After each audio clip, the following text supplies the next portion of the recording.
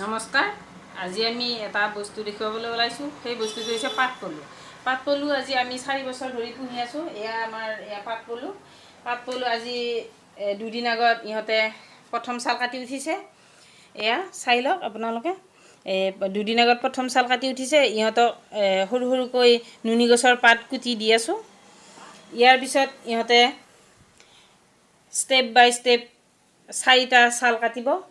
4 চাল কাটি 25ৰ পৰা 30 দিনৰ ভিতৰত ইহঁতে লেটা বান্ধিব।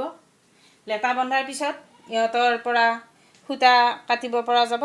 সেই লেটাবিলাক এনেকৈ আমি পাটপলু পুহি আমাৰ অসমৰ মহিলাসকল আৰ্থিকভাৱে স্বাৱলম্বী হৈছে।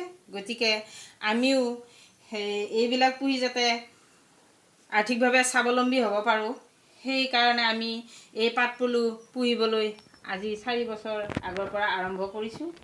আশা কৰিছোঁ আমি এই পাটপলু পুহি যাতে আমি আৰ্থিকভাৱে স্বাৱলম্বী হ'ব পাৰোঁ।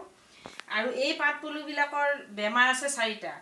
এই পাটপলুবিলাকৰ এই 4টা বেমাৰৰ পৰা হাত সাৰিবৰ কাৰণে আমি অতিকৈ পৰিষ্কাৰ পৰিচ্ছন্নতাকৈ ইহঁতক ৰাখিব লাগিব।